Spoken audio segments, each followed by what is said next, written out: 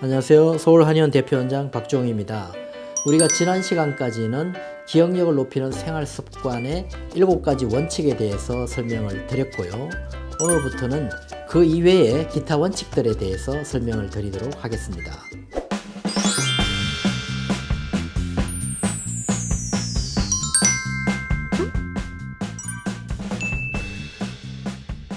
기억력을 높이는 생활습관의 기타 원칙들 중에서 그 첫 번째는 술은 적당히 마셔라입니다. 우리가 흔히들 한두 잔의 술은 오히려 건강에 좋다니까 이렇게 이야기하시는 애주가들이 많죠. 즉 술을 좋아하는 사람들의 가장 흔한 핑계이기도 합니다.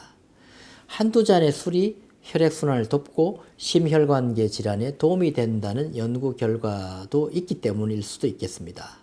하지만 우리가 끝까지 들어보아야 합니다. 한두 잔의 음주는 건강에 일부분 도움이 될 수 있지만 그 이상을 넘어가게 되면 결국 건강에 해가 된다는 것이 결론이란 점입니다. 알코올이 미치는 영향은 뇌에서도 위험 신호로 받아들여집니다. 약간의 알코올 섭취는 대뇌에 작용해 자신감을 불어넣고 기분을 좋아지게 만들기도 합니다. 하지만 여기서 더 마시게 되면 취해서 젓가락질이 잘 되지 않거나 휘청거리게 되죠. 평형감각과 섬세한 운동에 관여하는 작은 뇌인 소뇌가 위축되기 때문입니다.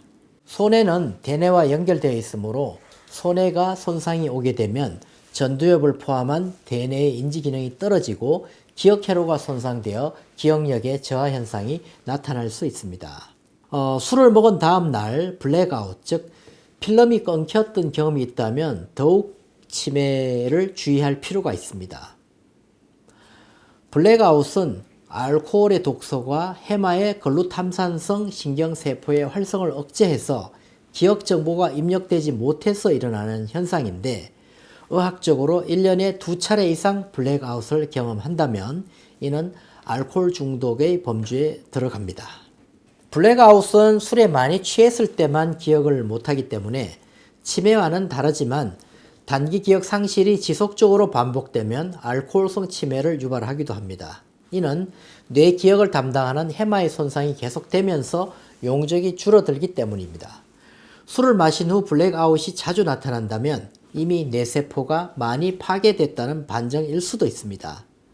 그래서 술을 적극적으로 줄이거나 끊는 노력이 필요할 수 있습니다. 그럼 어떻게 마시는 것이 적당한 것일까요? 알코올성 치매가 염려되는 환자에게 술을 끊으라고 하면 금연과 마찬가지로 금단 정세를 이기지 못해 음주량이 오히려 폭발적으로 늘곤 하기도 합니다.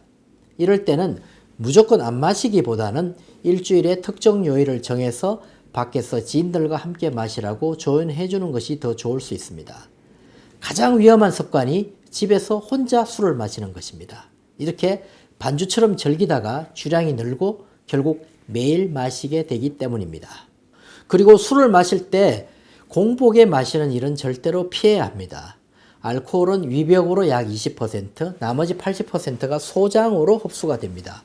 그리고 술을 마시기 시작하고 2분에서 3분이 지나면 전신으로 퍼지게 됩니다. 그만큼 체내 흡수가 빠르고 순식간에 혈중 알코올 농도가 상승하게 됩니다.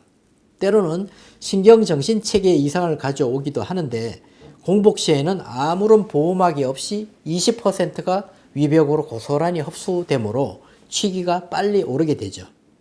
정신적으로 깨어있는 상태로 기분 좋게 마시고 싶다면 반드시 무언가를 먹은 뒤에 술을 먹어서 신경세포의 손상을 최소화하도록 하는 것이 중요합니다.